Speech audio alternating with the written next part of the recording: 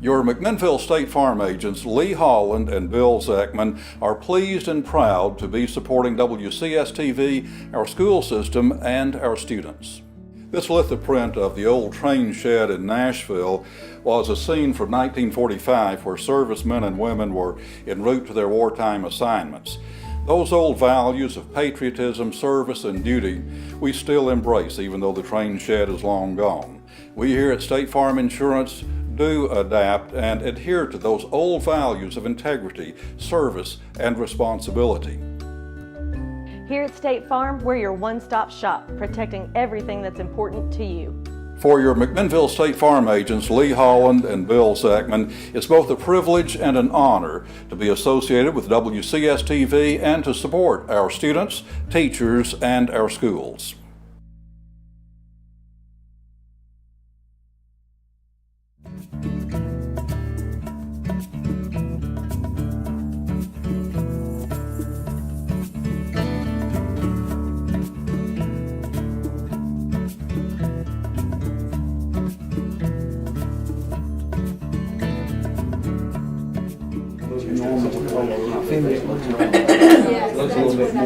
The meeting of the Warren County Board of Education will now come to order. I want to welcome all the visitors this evening. Do I have a motion to approve the agenda? Motion. Is there a second? Second. Is there any discussion? All those in favor say aye. Aye. Those opposed say no. The ayes have it and the motion is carried. The agenda is approved. Will we all stand as I lead the Pledge of Allegiance, please? I pledge allegiance to the flag of the United States of America and to the republic for which it stands, one nation, under God, indivisible, with liberty and justice for all. Thank you. Do I have a motion to approve the consent agenda? So moved. Is there a second? Second. Is there any discussion? All those in favor say aye. Aye. Those opposed say no. The ayes have it and the motion is carried. The consent agenda is approved. Now we will hear from the student advisory.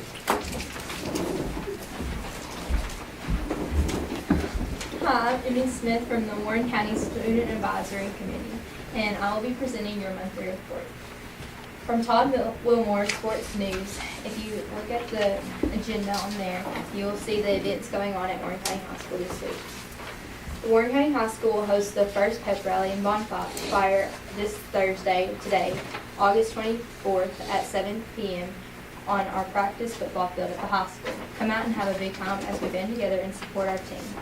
Tomorrow night we'll have our home football game against White County at 7, and it will be very interesting because the student section theme tomorrow night is Redneck Night.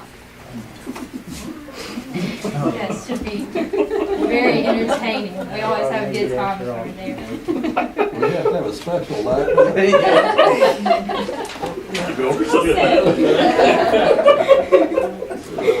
We'll have overalls and our boots and our American flag, Confederate flags.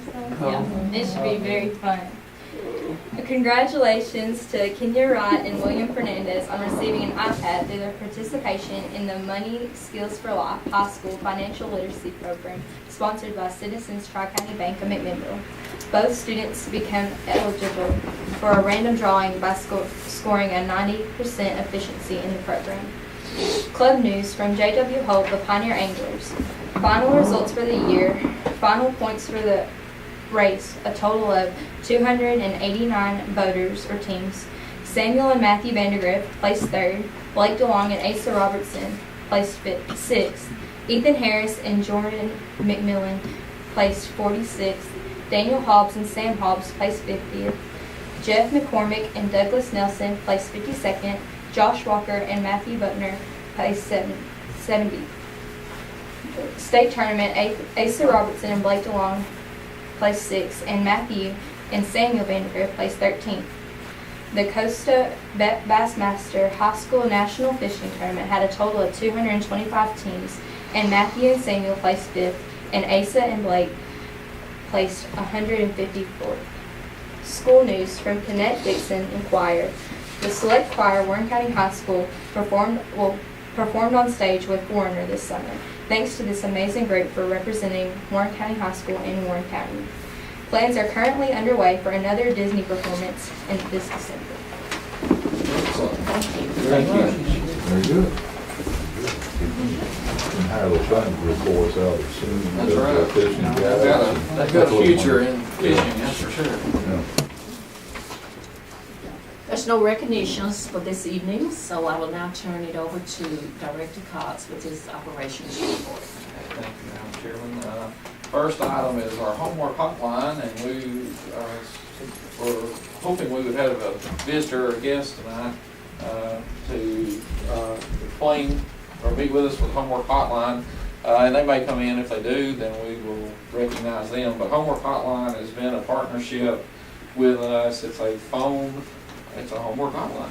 It's a phone homework help program that has, I guess, as long as I've known, I mean, when I was in supervision in instruction or in curriculum instruction, they partnered with us, and as far as I know, they partnered with us for many, many years. And it's sponsored by several different sponsors. One locally is Sonic, and they provide homework help free of charge to any student who calls in throughout the school year. So if they come in, we'll delve into that just a little bit more when they get here.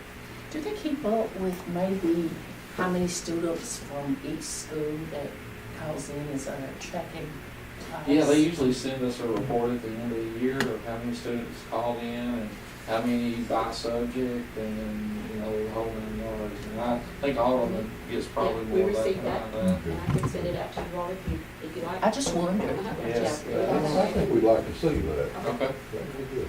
Yeah, it's taken advantage of more than you would think.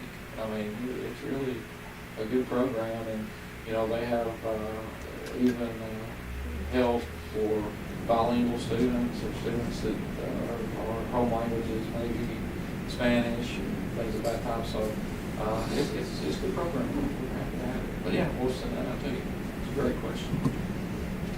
I think the next item is the middle school solar eclipse lecture, and Mr. Zeckman may have more information about that. Oh, okay. The scene on the projector is Dr. David Weintraub. He's a senior member of the physics and astronomy faculty at Vanderbilt University. We invited him here last week as a Rotary speaker, and also wanted to see if he would give us a little more time to visit at least one of the schools. And it worked out that we could visit the middle school, and Mr. Tidwell was very gracious and accommodating, and made the announcement as many classes as could dismiss to come down to the auditorium. You can see we had practically a full auditorium that would put you close to probably 700, 750 students there. And if you'll look, it's kind of hard to see because of so many faces, but they're all just very intently focused on Dr. Weintraub. And he was, of course, lecturing on basically the mechanics of the solar eclipse. He lectured for, I guess it was over 30 minutes, and very, very animated, very articulate lecturer. But I was so impressed with the good behavior and how quiet it was in that auditorium. And then when we left, I think we were going to Rotary.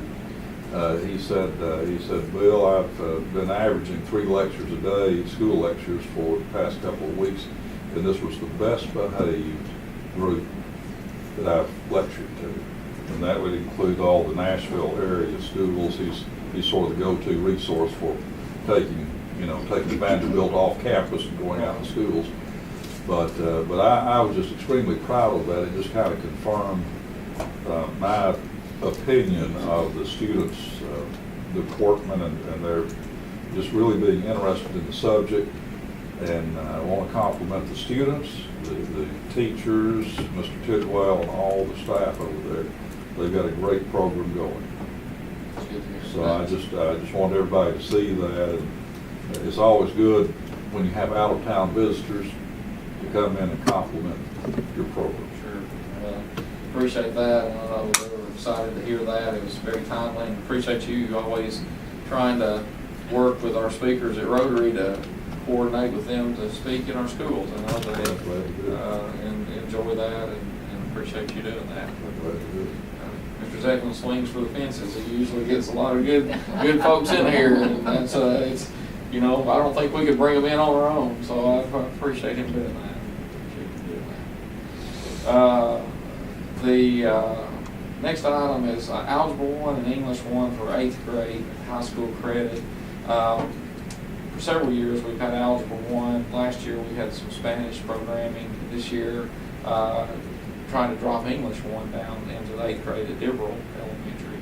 So I'll turn it over to Mr. Curtis. He's been working on this, and what we want to try to do or put before the board for consideration as far as credit goes. Yeah. Well, we lost Spanish 1 this past year with the change in the schedule at the high school. It's been 80 block and 90 minutes versus what was taking place in the Wether County schools. There was a conflict there. Dibble Elementary wanted to fill that gap with a new class, and they have a teacher there, Mark Hybert, who has taught at the high school level in White County. And they asked if they could offer English 1 there. Said yes. So as we looked at it, that English 1 grade has to go on the transcript. So we wanted to offer an honors level there. If we didn't do that, it would hurt the student, because if it went on the transcript as English 1 for 4 points, where they could have taken at the high school worth 4.5 points. So worked with Dibble. Mark was already working with the high school with all 4 of the English teachers out there. Each of those 4 English teachers in the freshman academy teach a section of English 1 honors. So he's already working closely with them, following their pacing guide, what they're doing throughout the year. Also would like for him to go and possibly meet with them with some PLCs on some of our stockpile days. So it'll be offered as English 1 honors at the 8th grade level. It will go on the transcript as English 1 honors, and they'll move on to English 2 honors at the high school. That brought the question about, they had asked about at Dibble, the Algebra 1, at an honors level there, or Algebra 1 doesn't automatically go on the transcript. We use that as a safety net with the Algebra 1. Is the students can take Algebra 1.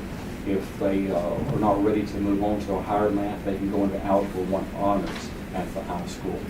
If we put that Algebra 1 grade on the transcript, they still must have 4 math credits at the high school. That doesn't change.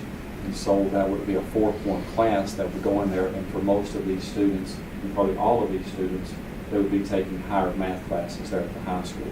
So that 4.0 class would hurt them. So I've let them know that yes, they can let the parents know that Algebra 1 grade can go on the transcript, they can have that credit, but in the end it would hurt the GPAs, because they're probably going to end up with a GPA over a 4.0 at the high school.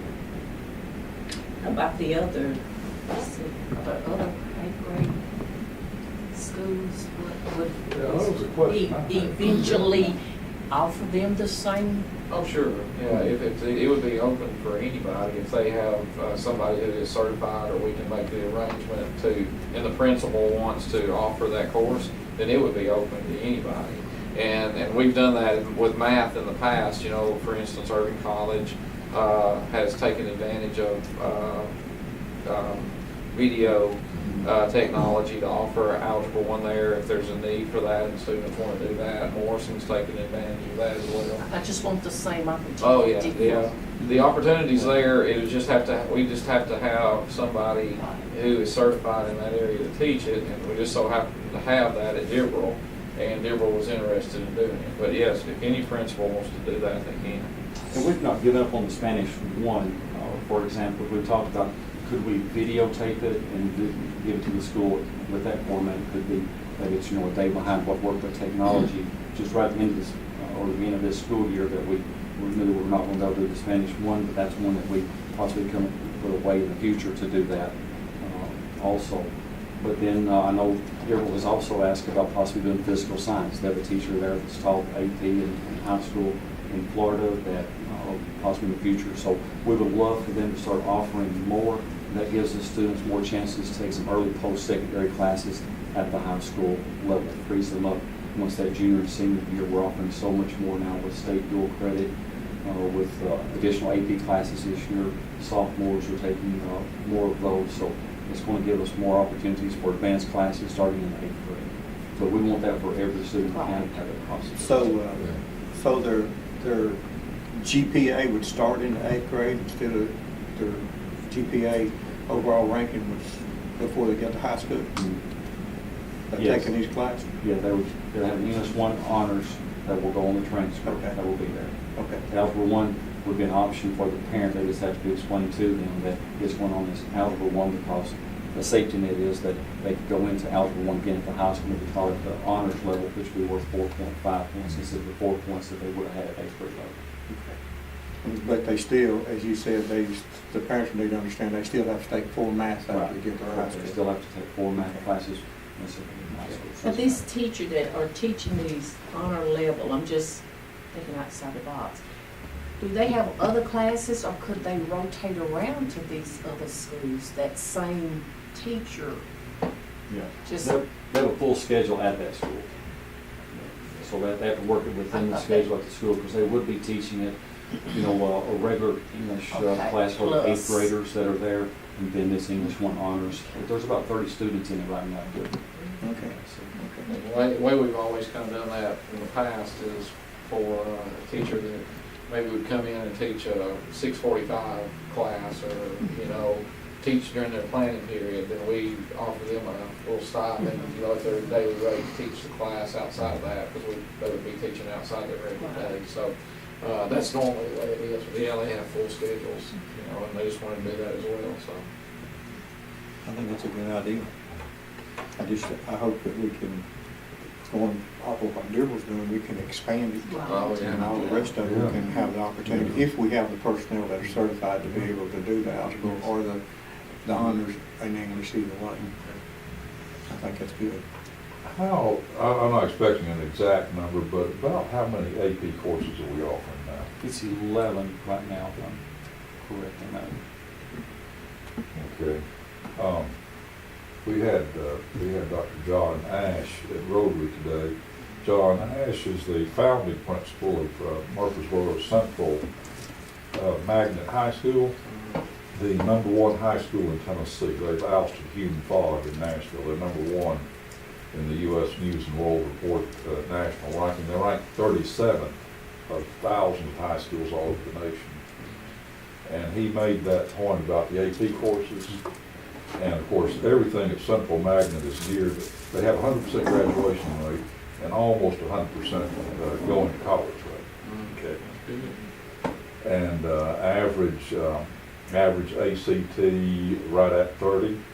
That's their average. This is a 1,300 student high school. 6 through 12. There's 6 through 12. And he made the point, and he said, I don't think he said this in Rotary. I think he said it we did a WCPI interview afterwards.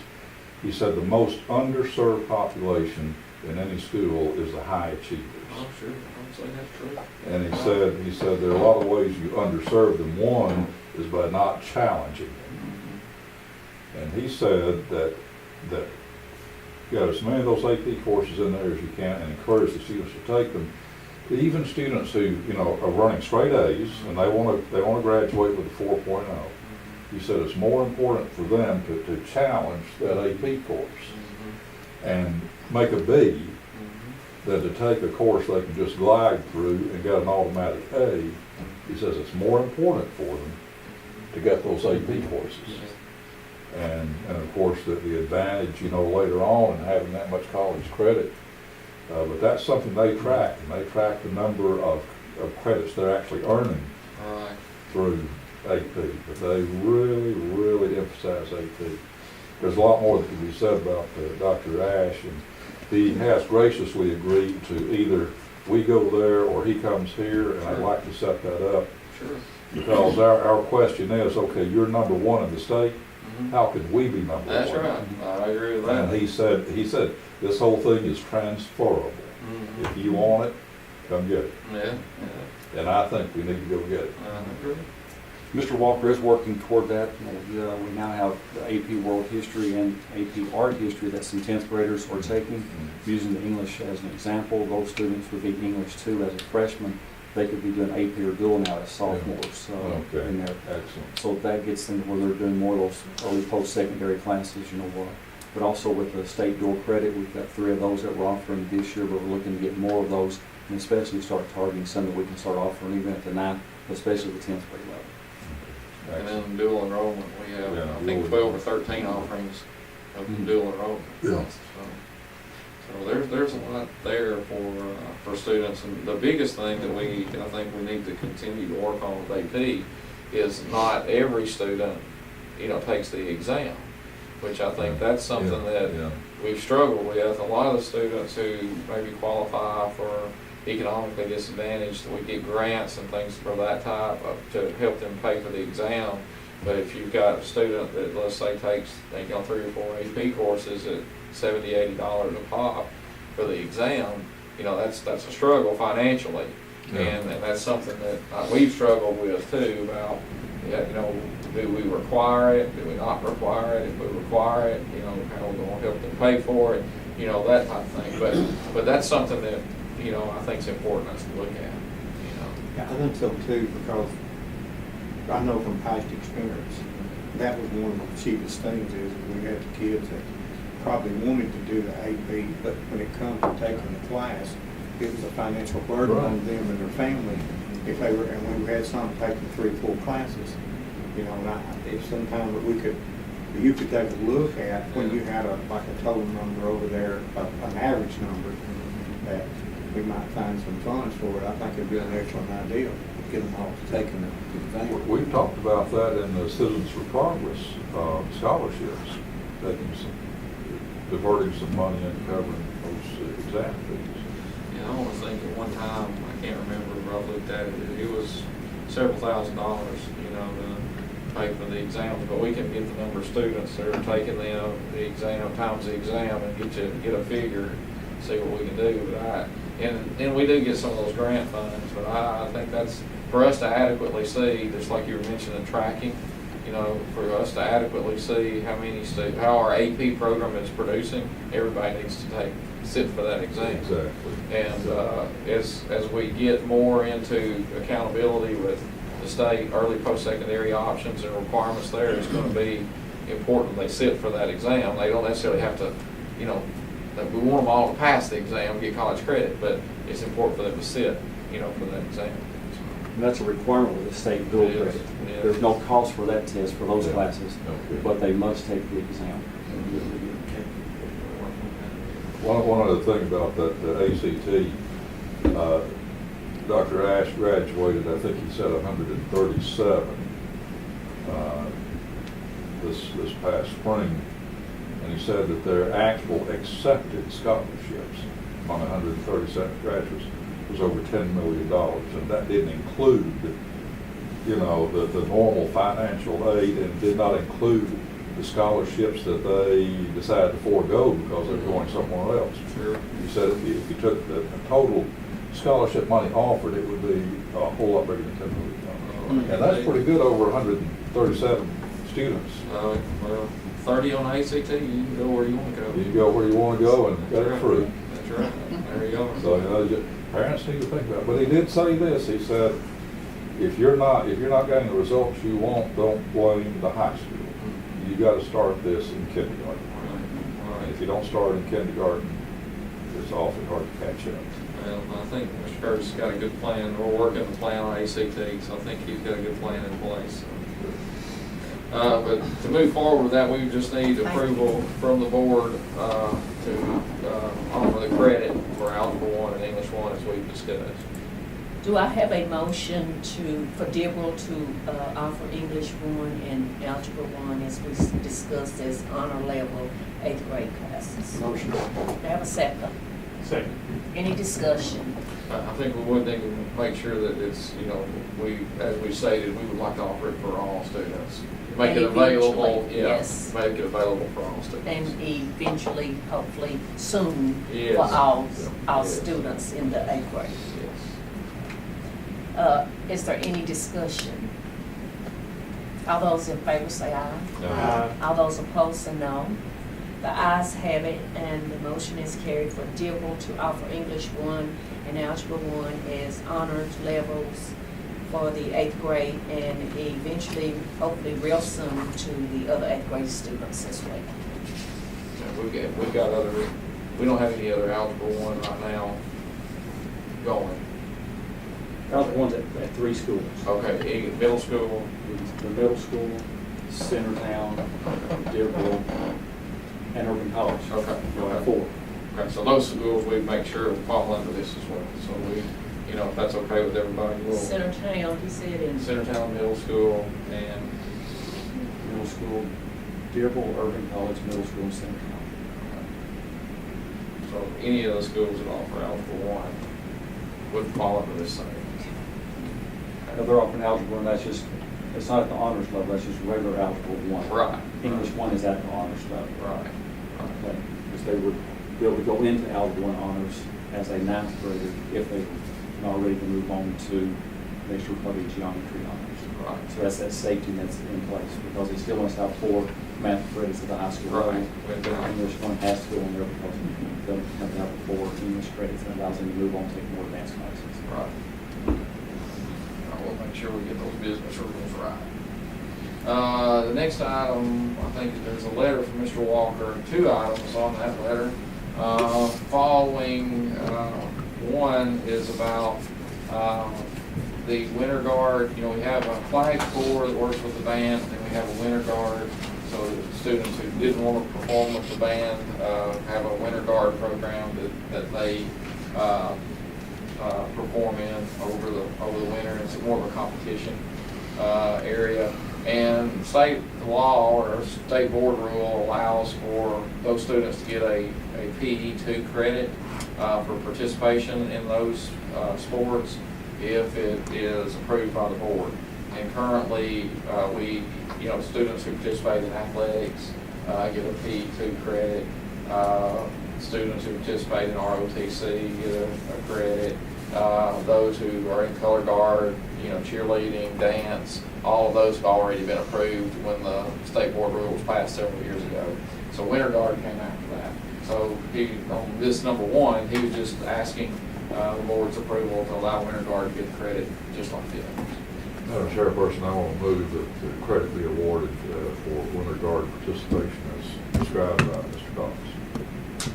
No, second. Second.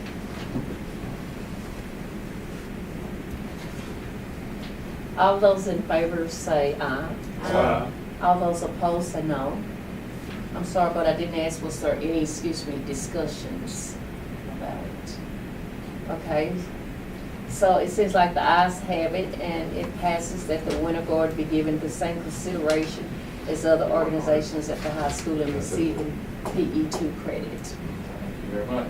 The next item is with our board policy, within board policy, JV, and I think we sent that information to you in advance, but the way the board policy reads, there are school-sponsored days and then there are school-related days.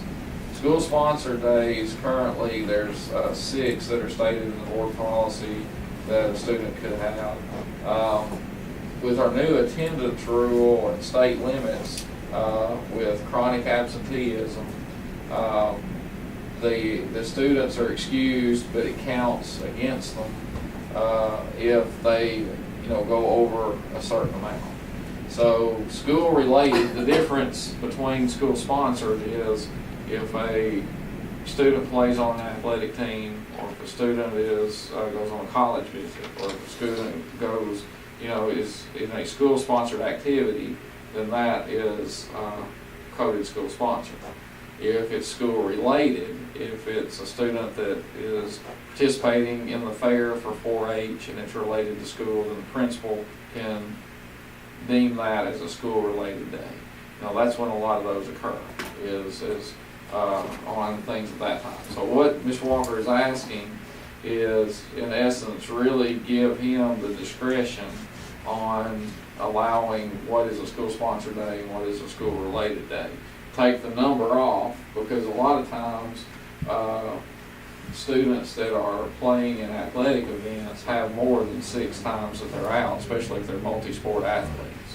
And he could deem that won't hurt us as a school-sponsored activity, would not count against us in chronic absenteeism. I think it's a, it's a good addition, I guess, or subtraction to the policy, is to allow him as the principal to make that discretionary rule, because he's going to be the person that's going to track it, and he's not going to allow it to get over a certain amount. What about what do the other schools, are they in the same They would be in the category same, as? yes, it would be in the As same. these? So any principal would have the discretion to determine what is school-related and what is school-sponsored in that rule. And the principal would be the one, of course, tracking Right, this. right. because- How would we somehow know? Yeah, I mean, we you, I could- guess, not. Right, I mean, we could always pull the attendance and, we get every 20 days, we run an attendance report, Mr. Martin runs that, and we see what our average daily attendance is, average daily membership, we track that, he tracks that for us on every 20 days. But when it comes to now with chronic absenteeism, we were going to track that more on the chronic absenteeism level, because that's an accountability issue for us now. School systems can be deemed in need of improvement if our students, are chronically absent, missing, I think that number's what, 20 days in that school year? It's 10%. Yeah, 10% of the 200 days, or 180 days, so 18 days. So I think that puts more responsibility on the principal, number one, but they can also have the flexibility to code it as school sponsored if it's truly school sponsored, and school related if it's school related. But they're gonna have to get the approval prior to Yeah, the student the would. absence. Oh, Because yes, if they wait till yes. after the absence, then they Yes, could be, yes. say, no, it's not school related. Right, yeah, for school related especially, and school sponsored, they have to have that before the absence occurs. Well, typically, if it's an athletic event for school sponsored, the person, Todd, like Canal, or whomever is over that particular area, is gonna go ahead and get that approved and give Right. Mr. Walker a list of the students that says these students will be attending such and such. Right, and they do that in advance. And if it's school related, if a student is going on sometimes it's a church related trip, that is, that he can say that's a school related event, this is what you need to do to make it school related, and then he's got jurisdiction, or any principal would have jurisdiction on that. But, I think limiting, he was more concerned with the chronic absenteeism part, that if we limit it to 6 in the board policy, and they miss more than 6, then it's going to count against us or hurt us as far as chronic absenteeism goes. So that's what he's looking for there. It's just the flexibility. So we just need to amend the policy to remove the number of days and leave it up to principal discretion. Principal discretion. Do we need to put that under Mr. Zeckman's curriculum for Well, next meeting, or do we probably approve have it the here policy today? actually drawn up with the adjustment, but. And I can also put in, there is some in the state board policy, there's some criteria for principal excuse, like you have to do it ahead of time, that we might want to have in the policy just for notice to parents, so they don't have to call every time to find it out, they would know what they have to do.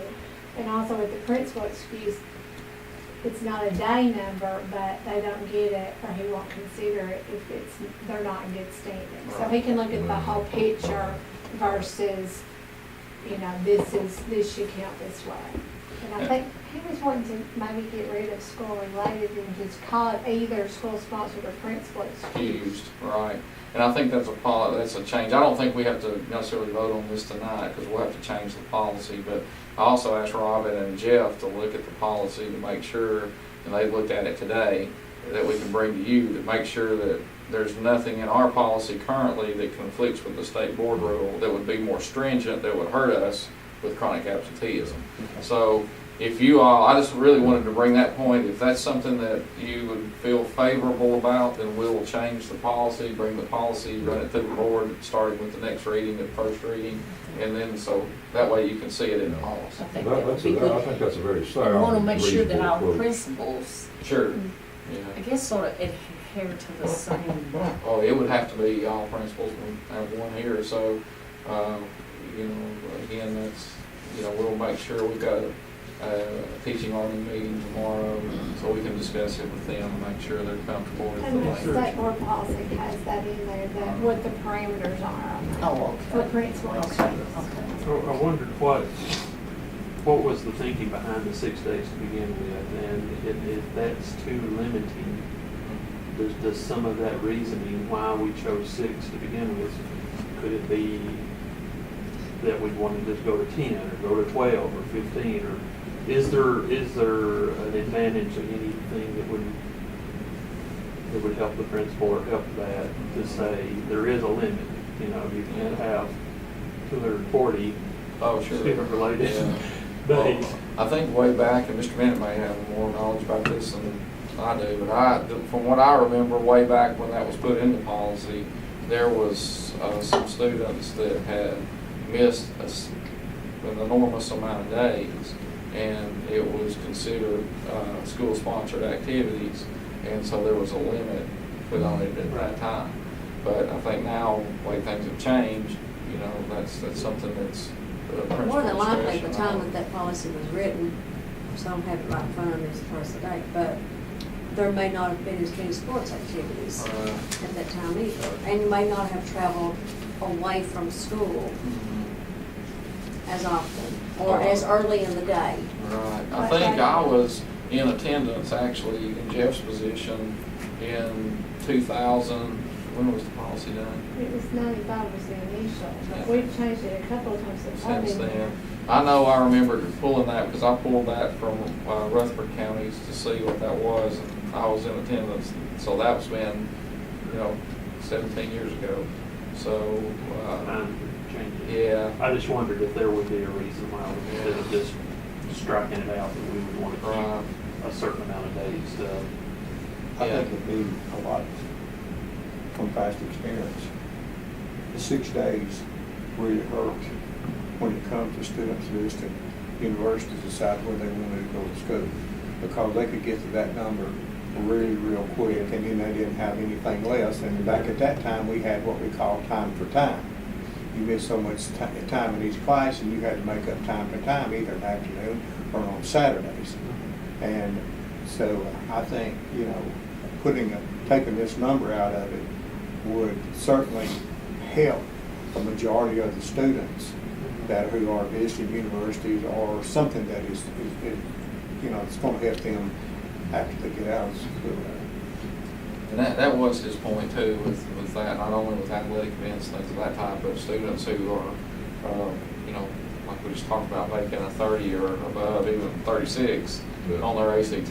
There's a lot of universities that are touting them, and you know, that was one of the things he said, that, you know, that visiting, you know, you probably visit 10 colleges pretty easily, you know. And it was, I talked to him today, he talked about, I mean, considering that they are actually school sponsored, they are actually, it's not school related, it's school sponsored in their sports or the choir trip, you know, drama, UN, model UN, all that stuff, even like mock trial, they go to competitions and all that different stuff. As long as it's truly school related, then, you know, they can do the other things that they want to do to enhance their education. If it's not, if it's what's now considered school related or principal excuse, then there's still some criteria, and there is a limit of 10 on that. Yeah, in So- the state board. But the difference is for coding for chronic absenteeism, if it's school related, they're actually considered present. If they're not, if they're school related or principal excuse, they're considered absent. So that's going to make a difference for some of those students who would be considered school related present, and now will be considered chronically absent for our accountability purposes. Okay, so essentially the principal would just say, would declare whatever were to be school sponsored. Right. And then they'd have 10 Yeah. opportunities if they approved it for other things. And I think another thing you have to look at too here, in taking this off, we all want as many students as possible participating in everything that they want to participate in. If you get a good student and they over the number of days, and they get to thinking about, well, maybe I've got to stay in school, I can't go participate in this and due to whatever. So I think it's a good idea with moving the number on. Yeah, and in the Warren County system, I think we have confidence in our principals to use good judgment and discretion. And I'm in favor of, in this area, giving them as much latitude and discretion as possible, like you say, Mr. Bennett, to help the students. Sure. For the enrichment and growth and future. Expansion of their opportunities, yeah. I agree. Yeah. Well, I think if you're agreeable, if the board's Yeah. agreeable, we'll pull the policy changes together, bring it back next month, and start the process. Okay, are we just gonna take out the number of days, but that 10-day thing, the 10-day limit, that's in the state.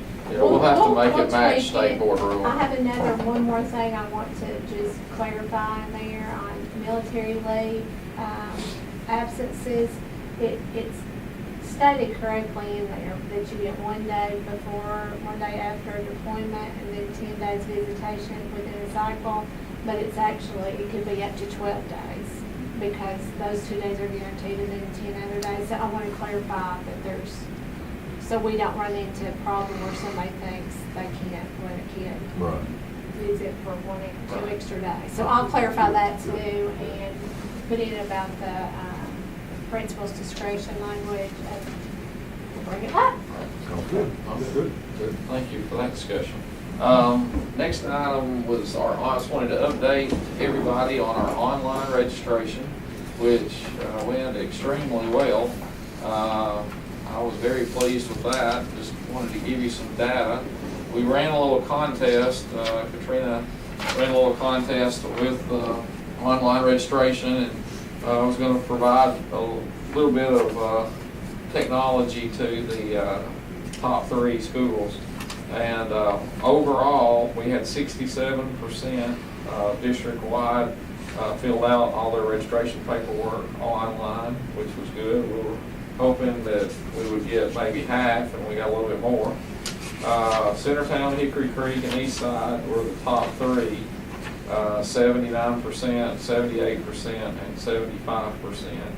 And then we had, varying ranges, the rest of the way down. But I was very pleased with our online process this year. And we've worked hard to try to get that. Katrina's worked very hard, to get all those forms standardized. And we had ran it through our parent advisory group, had a meeting last week with them, and they were very complimentary of it. They said it was easy to follow. The biggest thing was that some of them forgot their logins, and we set up a way to get that for them, and hopefully it'll get them into the system, our Skyward system more. So just kind of wanted to bring an update on that, and maybe you all have any questions about that. We're going to try to keep it moving forward. Well, things that work well, we usually don't question. Okay, well, good. Good. Well, I'm glad you don't have any questions on that. That's good. We're going to try to keep it moving. Autumn with our 90% reading go. I'll turn it over to her. Okay, I just have 3 very quick things that I'll share with you. We have our universal screening window open right now, so teachers are working with their kids to go ahead and start that process with them. Hopefully next month I'll have some data to share with you, but that window closes very next to next month's meeting, so it may take until the October meeting until I can run those numbers and share that data with you. The other thing is last week I wanted to share we have expanded our Read to Be Ready program for this school year from what we had last year. We have more coaches this year. There was a 3-day training that we went to last week in Nashville, and it was very good. We have Angie Childers at Morrison, who is serving as a coach. We have Melanie Crothers from Centertown, Jackie Reed from West, And then we also have Tina Stout at Bobby Ray. And then Christy Allison here at the district level will serve at, district-wide, multiple schools. And we also have Nicole Crouch, who is our new early learning coordinator, who's serving as a reading coach for the Ready Be Ready work. The last thing is, I don't know if you had a chance to see this on our social media yesterday, but we had a brand new kindergartner in our school system that attends Morrison Elementary. His name is Kason Starkey. He is the daughter of one of our teachers, but he was honored at the Governor's Mansion with the Governor and the First Lady for his summer reading work. And it was a program that was done through libraries. And I believe he was one of the top 100 readers in the state for that program. So we're very excited for him. And he's just a cute little guy. Hopefully you saw that on our social media. I saw it on Facebook and with him having his picture made with the governor. Yeah. The kid was really cute. Yeah, we tried to send that out too, brag on him for sure. So. Did a great job. We appreciate the update, and again, we're moving forward. Today's our 10th day, so we're full bore into this year. So, just by the way, if I could ask, where did our enrollment numbers settle down for this year? Well, we're still trying to get all of that in. We still got some folks that are got paperwork. We haven't gone through our system yet, but we're right at, I think, reported to the county commission 6450, which was pretty much where we were at last year. But I think that's going to go up. I'd say we'll probably be in around the 6,500 range when we level off. But today's the 10th day. We haven't dropped our no-shows, and Jeff has developed his list. And I just talked to Katrina at the break, and she said we're still registering students, getting students into the system. So hopefully by our 20-day reporting period will be in 10 more days. We'll be able to see where we're at. But I'm already looking at those. I hadn't had a chance this week, but hopefully tomorrow I'll have some time. But see where our class size averages are, and what we need to do there. And I know for a fact one thing we're probably going to have to add is at the high school with our driver's ed program. We had one of our driver's ed teachers was working 100 days last year, and we didn't bring him back this year. But we may have to see if he's willing to come back, because we've got the students that are in there are not going to get the driving time that they need required for the class with the two that we have. So we may have to do a 100-day contract with him. That'll be, by requirement to make sure they get their credit and meet the driving time. But as far as class size goes, some are up, some are down, but we're looking at that right now. So hopefully we won't have to make any major changes. Just some other items I wanted to update everyone on. Our desk cycle program. Everybody remembers that we got a grant through the Diabetes Foundation back last year where we had undercycle desk, pedal desks, and so have some data on that from Morrison and Warren County Middle School. We expanded that this year into some other schools in continuing the grant. But out at Morrison, we had total screened 52 students. 21 were outside normal weight range. At the spring screening, 12 of those students had moved into a healthier weight range, so that's 57%. Total blood pressure referral categories in the fall was 6, and we had 3 of those improved, so that's a 50% increase. So that program's working pretty good. And then at the middle school, we had 206 students that were screened, 121 outside of the normal range. We had 17 of those students moved into normal range, so that was 14%. And then I had 73 that had blood pressure outside of that range, and 45 students of those 73 moved into normal range, so it was 38% increase. So the program is positive and moving forward, so I was happy to get that data. So I want to pass that along, and got a truckload more of death cycles and passing them out, so we're gonna, you know, be a trendsetter, I think, of death cycle reading, so we'll see how that goes. And along with them cycling doesn't interfere with their No, it hadn't interfered. attention span and everything. No, they just We use know them, that. we let teachers use them at their discretion. And so, as long as they stay in the parameters, that hadn't been a problem, so that's good. Well, just wanted one grant, and we've got several grants that you approved in the consent agenda tonight, and we're trying to make sure we got all of those approved, because we want to accept all the money that we can get. But we did we were accepted, I think I reported last month on this, but I just want to make sure, $125,000 from the CTE equipment grant. That was $15 million grant that the state had put out through the governor's budget, and we got $125,000 of that, and we used those funds to purchase some computer equipment for our advanced robotics lab that's set up. And we just had yesterday delivered, not yesterday, but last week delivered from Urozu 2 robotic welders. So we're setting up some robotic welders adjacent to that lab. And we worked with AccuRouter to build the safety screening template for that. And Urozu has graciously paid for half of that, I think it's $4,800. And then we're paying for the other half out of our capital projects fund. And so we appreciate that. AccuRouter gave us a really good price, discounted price on that screening, and they're going to install it. Their engineers will install it, make sure it's right. So, and then the second part of that grant is, I hope we need to go and see this when it's up and running. But we're buying for our health science class a actual live, not live, but computerized live mannequin dummy. I hate to say dummy, but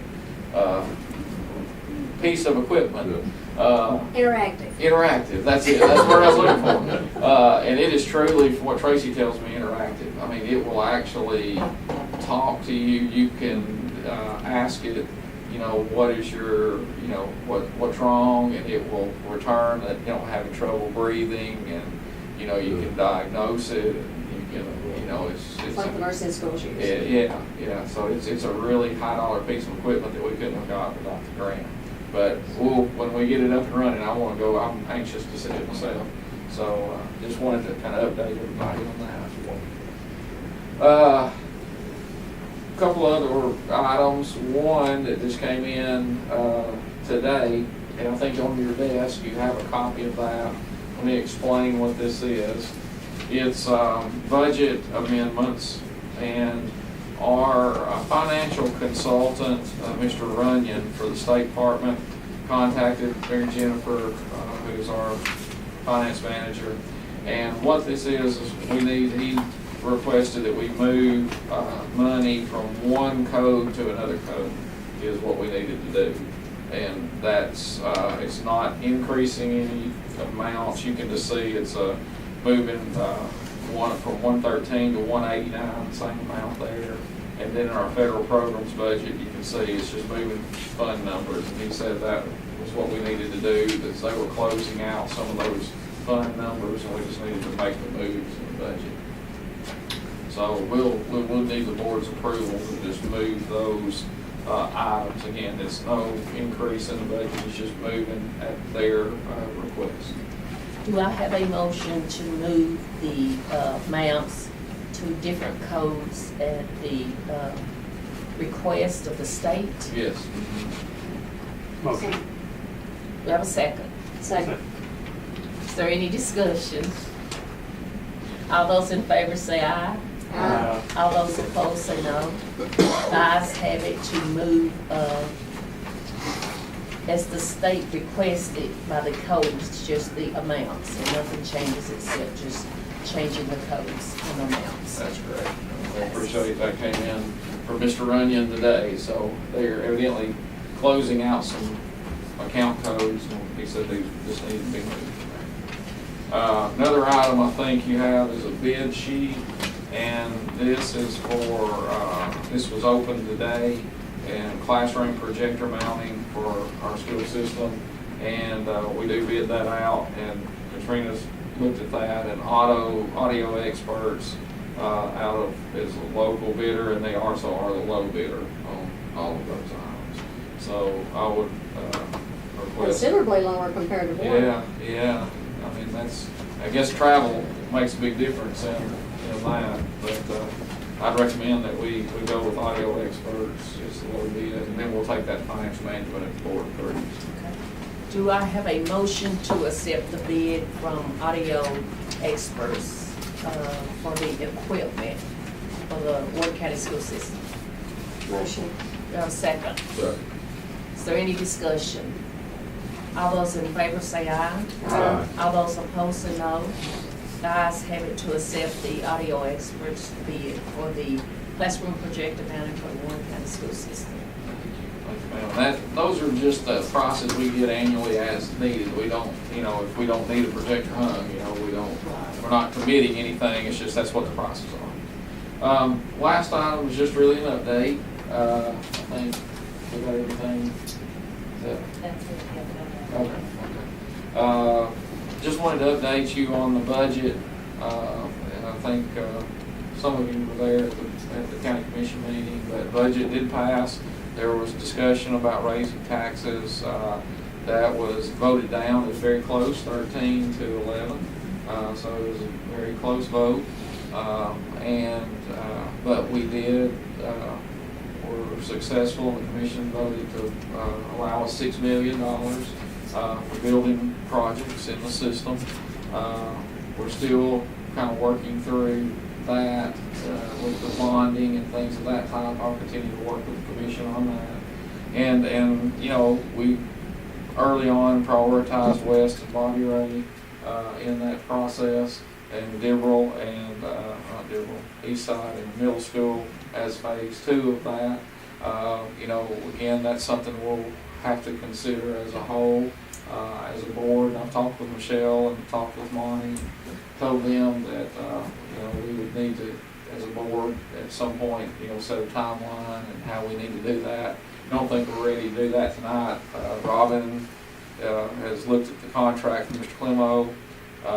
We're still in some negotiation with him on getting the contract straight before we bring it to you all. So we met this afternoon on that.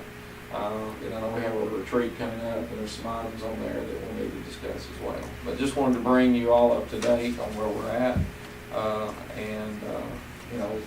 I felt in the budget process, it was definitely, there was some give and take, along the way. And that is the way the budget process goes sometimes. But I'm thankful that we did get the project money, and would like to have had operating expense money, but there's always another cycle that'll come through, and appreciate the board's support with that, appreciate the commission, appreciate their opinions, and we don't always agree on everything, but it's time now to move forward, and discussions are over and votes been taken, and now we as a community need to move forward, and that's what we'll do. So I think whenever we start looking at the disbursement of the money, how we're going to disperse it, I really think that we need to look at each of the schools that we've got in mind and take what is the highest priority.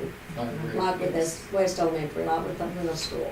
What's the highest priority at each of the school that has to be fixed first? Sure, I think that's wise. Yes. I really do. I think that's approach that we need to look at. Of course, it was stated that we would look at those two projects, but the board has the decision to. I think that's what the commission told us is the board is they're giving the money to the board. The board would have the discretion on how the money is used, and it needs to be used for the best needs, system wide. And I think that's where we'll have to discuss that. Make sure we do the right thing and get the biggest bang for the buck. Our scope of work for Bobby Ray and West Elementary is, of course, yet to be defined in detail. Is it, with $6 million, is it, in your opinion, within the realm of possibility that West, we might build that new gymnasium? Well, I think that's, we'll have to discuss that and see. I think that's probably $1 million project. Well, I'm assuming the gym itself would be $1 million. Yeah, and I think that's what is needed if we're gonna have, competition over there, but that's gonna. There's probably other things that are higher priority. Yeah, I think that's where we're gonna have to look, and, the energy, I have met with 2 companies regarding energy management, and I talked to Derek and Alan about that today, and is there an opportunity to engage them in, maybe, us putting some money in for energy management that would return an investment, dollar figure. So we're gonna look at that.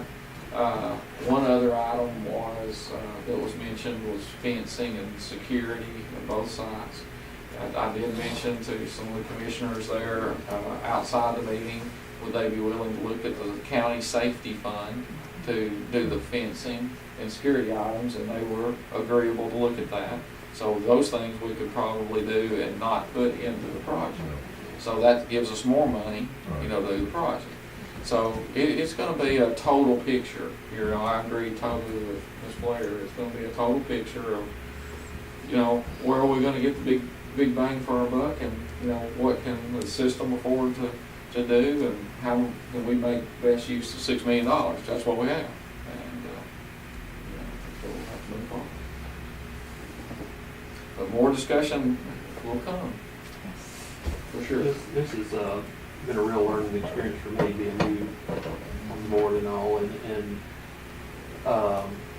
some of the thing to come up with all of the information that we were given, and this is what we want to do, is this quote of, all of a sudden, you need this.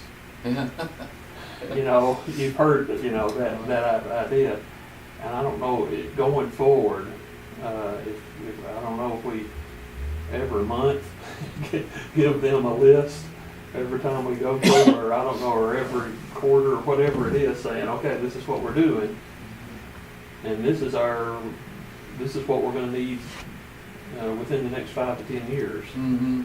And it may not hurt to be every month, because memories are short, it seems like. Well, we did let them know we would be back.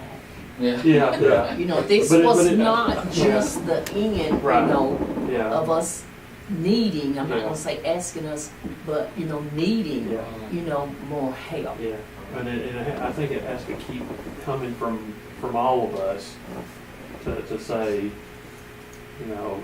we're fixing these things, and thanks to the 6, but But yes. yeah, but that isn't going to fix every school, and all the schools are getting older every year, so. And a lot of times whenever you tear into one thing, you find something else wrong. Yeah. I think too, we spoke the other night, and I think they're well aware that after that, this $6 million is gonna be spent on the schools Yeah.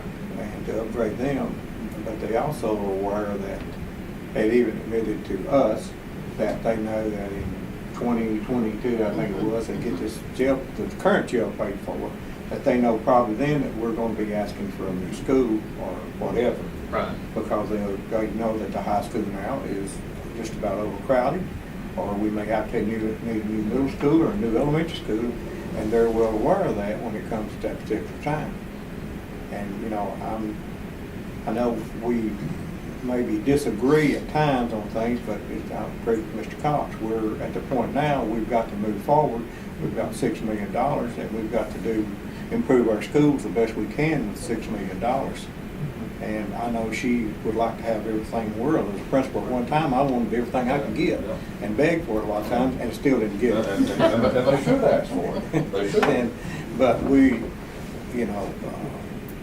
want to do whatever we can to help them help as much as we can.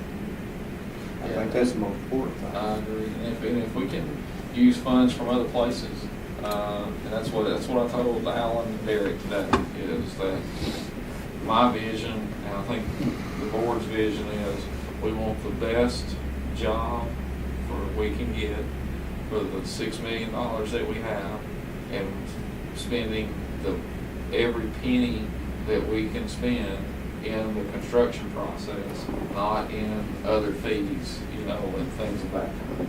So we're working, I know everybody's got to make money, they have to make money, but, we want, the majority of those dollars, vast majority, to go into the construction and product that we are going to see, not in fees. So. Well, and that's right, Mr. Bennett, but, the reason we're having to ask for millions of dollars today is these are all projects that really should have been and could have been done years ago. Right? Well, yeah, I mean, they could have been. So right now, we're addressing needs that actually arose quite some time. Sure, yeah, they're just didn't We just happen didn't have the money overnight. to do it. Yeah, we didn't have the money to do it. So, we're not inventing new ways to spend money. The needs have been there. They're there for us. Yeah. Yeah, they're there for everybody. I mean, every school district, it's a huge day, and everybody's facing the same thing, and, just like Mr. Bennett said, we'd all like to have everything. This is what we have, and we're going to make it work, and make it work the best that we can, and then we'll be back, as Chairman said, we'll go back again. Well, the alternative or a supplement would be to do what they did at Tullahoma High School.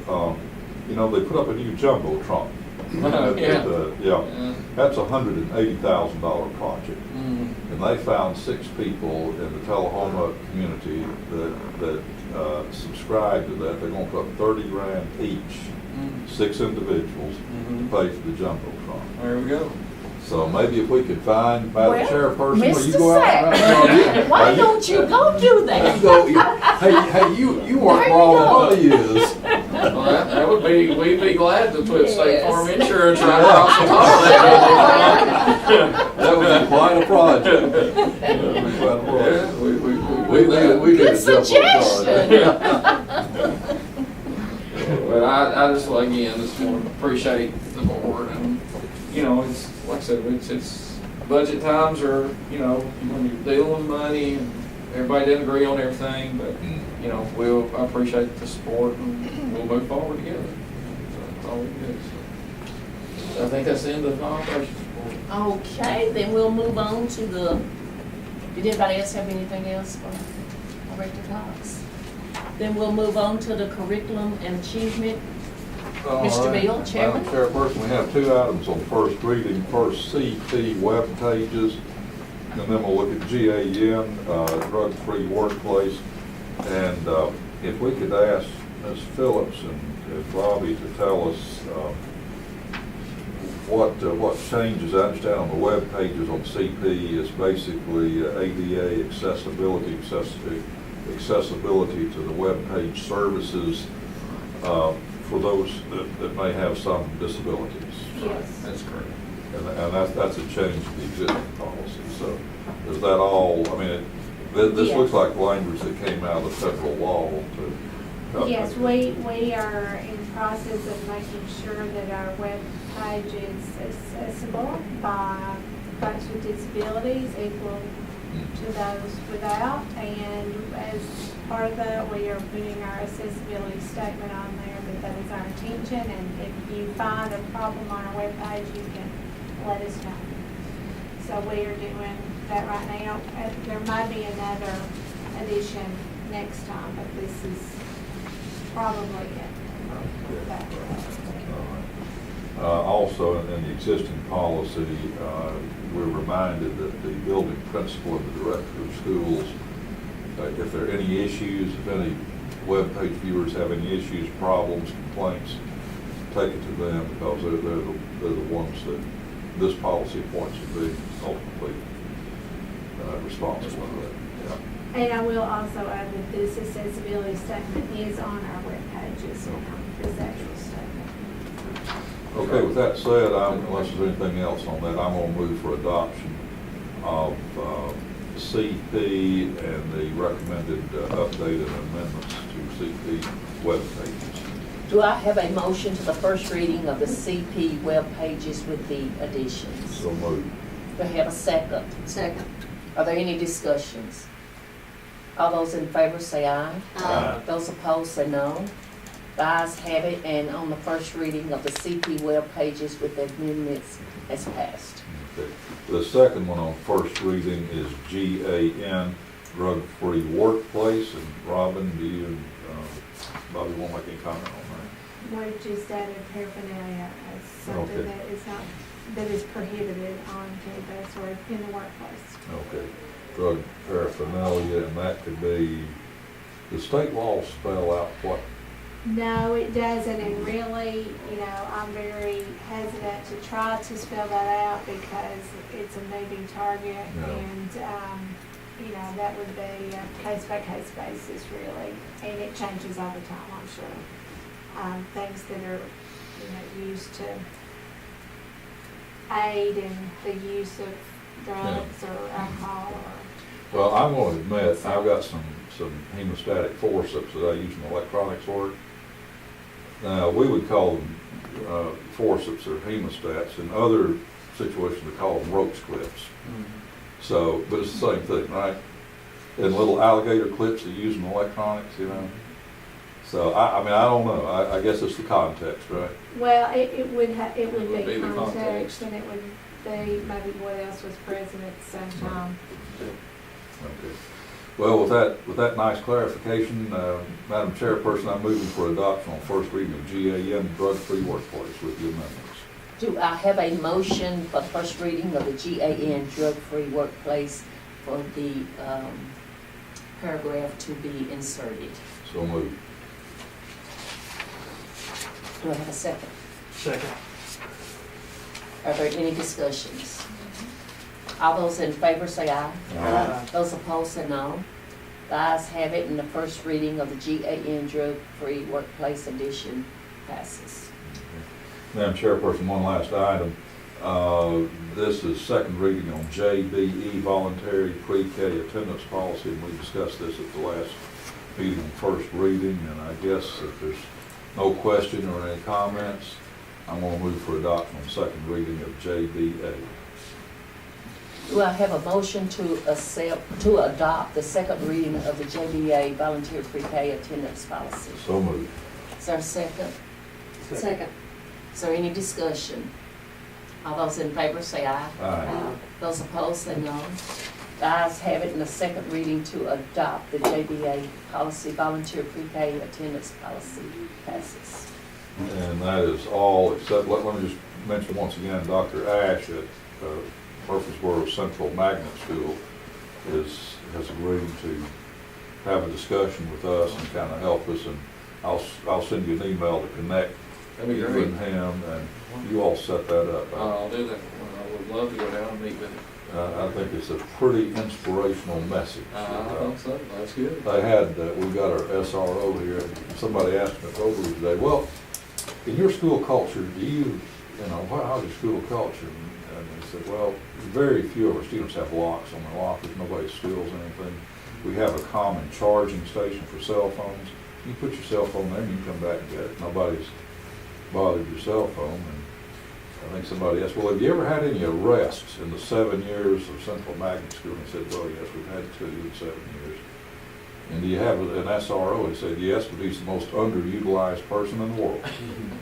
So it's a different kind of culture. Yeah, different. You'd like that, wouldn't you? That'd be good, be underutilized. iron? No. There you go. Okay. We'll get that set up. That's I'm looking great. I forward love to it. the result of that. That's all we have for curriculum achievement, Madam Chairperson. Thank you, Chairman Zatlin. Now we're ready for the Facilities and Resources Committee by Linda Blair, Chairman. We had a committee meeting earlier, and Upland Design was here, and we talked about the pedestrian bridge at Warren County Middle School. We're ready to open the bids for the construction of the new bridge. And then, we talked about demolition. The demolition has to take place when the staff and students are not going to be there, such as like Christmas break or during spring break, sometime when the staff and students not there, so there's no possible threat of injury. But we also approved in committee to open the pre-bids with the pre-bid date of September 13th And the bids would be opened on September the 20th. Okay? So I make the motion now to approve the pre-bid date of September 13th with the date of opening the bids of September the 20th. Second. Is there any discussion? All those in favor say aye of opening the pre-bids on September the 13th and open bids on September the 20th for the pedestrian bridge. All those opposed say no. The ayes have it, and it passes to open the pre-bids on September the 13th and open the bids on September the 20th for pedestrian bridge repair. They gave us just a very brief update on Irving College. The siding on the building is about 95% complete, so it should be done shortly. Bobby talked about the portable at East Side, where water gets underneath the portable. They've repaired the flooring that's in the portable, and we've added some new drainage routes, hoping to pull the water away from the portable. We'll But do you're some also more in the working- future, yeah. Donnie's working with Dave Allman and Lady Glenn to try to figure out a different route to reroute the drainage route. Correct. That's all that came out of committee. Thank you, Ms. Blair. Now it's time for the reorganization of the board. I'm going to open it up for nominations for chairman, and I'll start by nominating Vice Chair James Bennett for chairman for the next year. I make a motion that we, for Mr. Bennett to become board chair, as he's now serving as vice chair. I'll second the motion. All those in favor, say aye. Aye. Those opposed, say no. Ayes have it. And now I would like Well, to, we don't have a nomination for vice chair. I'm getting ready to do that. Oh, I'm sorry. I thought you was going something else. I'm sorry, Helen. My bad, my bad. And now it's, next it's time to nominate for vice chair. I'd like to start out by nominating Teddy Jones. Any other nominations? I'll second the nomination. Is that all the nominations? All those in favor say aye. Aye. All those opposed? Ayes have it, and we, for our next year, will have chairman as James Bennett, and for vice chair, Teddy Jones. Before we end, I would just like to thank the board members and Director Cox for trusting in me and having the confidence this past year to lead the board. I feel we have worked well together with the students always as number one in our minds, and we have made decisions. We as a team have accomplished many milestones, and hopefully we continue to accomplish many more for the students of Warren County. I'm happy to continue to be a part of this great board, and thank each and every one of you again as I turn my chairmanship over to Mr. Bennett. I think we can all say that we appreciate and admire the service and the leadership that Helen has provided during her year as chairperson. We're just proud to have her as our chair, and I think our board works beautifully. And, you know, I've talked to people from other school systems, and they're not blessed as we are in terms of harmony and unity of purpose on the board. Well, I personally, I'd like to say too, I appreciate Ms. Martin, her service, and I know we've had several conversations, you know, sometimes late at night and sometimes many times during the week, but she's done an outstanding job, I think, and always, you know, been there, you know, to call on, to get advice from, and to, you know, deal with sometimes matters that are very confidential in nature, and just done an outstanding job, and glad that she's continuing on. InServe's got another year. We're not through yet, so she'll still be there, and as we, you know, come to an election year, but I appreciate her service and the work she's done. I know Mr. Bennett will do a great job, you know, as chair. Look forward to working with him this next year, and Mr. Jones as well as vice chair, and just appreciate the hard work. I do have a little reservations about Teddy, but I guess he'll come through for us. Oh, Teddy will be great. I guess he will. And I do apologize for jumping in on you. I thought you were going to go to other business, I'm sorry. When Ted's involved, it'll be fun. That is true. And there'll be snacks. I was gonna say, don't forget the food. We'll keep it exciting. Yes. And I want to say I appreciate the confidence in y'all, both me, the chairman, and I will keep Kevin in line. Thank you. I'll always bring dessert for you. That'll do it. Madam Chairperson, before we adjourn, unless you've got something else, we usually take the last couple of minutes on some issues of public policy. Could I address that? And I've got my eye on the clock. We'll get this done in under 3 minutes. Because Okay. I'm going to send this out by email to all board members. After the vote in the Warren County Commission Monday evening, we all kind of got our eye on the future going forward as far as budget and meeting the financial needs of the school system and the students. A new article came out from the Brookings Institution, which is one of the most respected, really nonpartisan think tanks in the United States. It's headlined, "Investing in the Next Generation, a Bottom-Up Approach to Creating Better Outcomes for Children and Youth," Bruce Katz and Ross Tilshin.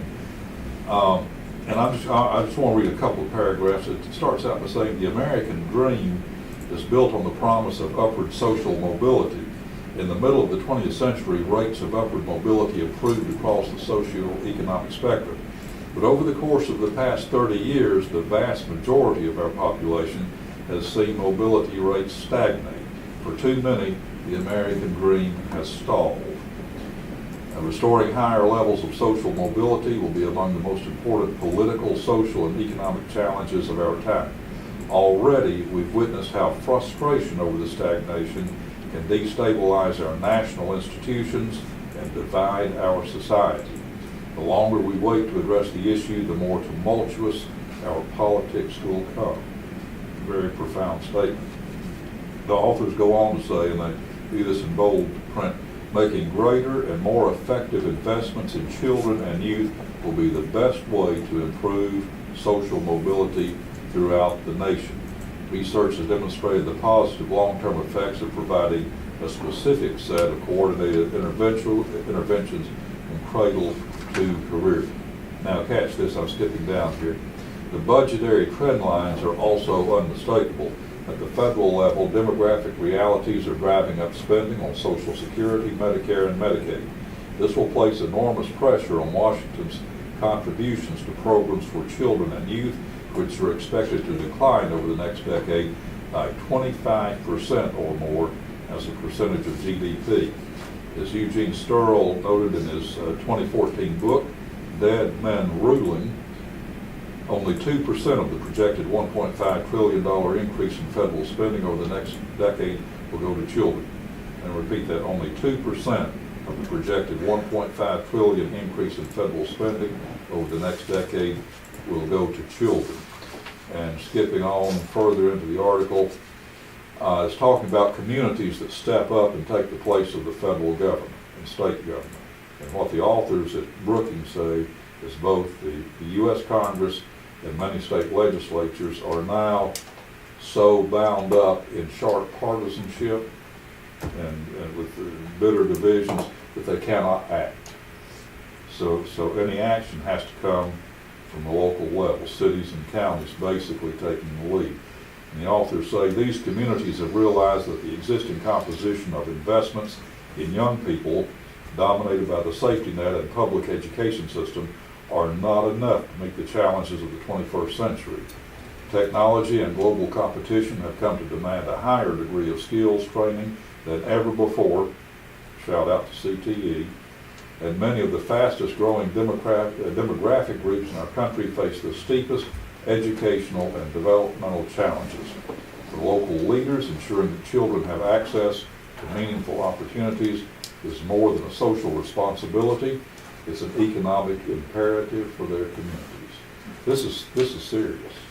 This is serious. Now, it's not anything that we haven't already known and dealt with, but what the authors at Brookings are saying, the responsibility devolves on local groups like this Board of Education, county commission, city councils, they're saying don't count on Congress or state legislators to help. Thank you. I probably went 5 minutes on that. You're welcome. Is there any other business as needed? Okay. Do I have a motion to adjourn the meeting? Motion. Is there a second? Second. All those in favor say aye. Aye. Those opposed say no. The ayes have it, and we are adjourned. Thank you.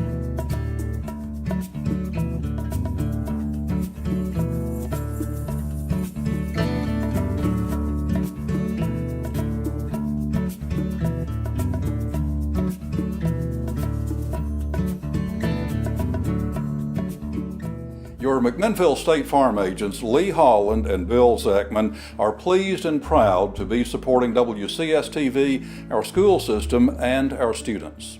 This lithoprint of the old train shed in Nashville was a scene from 1945 where servicemen and women were en route to their wartime assignments. Those old values of patriotism, service, and duty we still embrace, even though the train shed is long gone.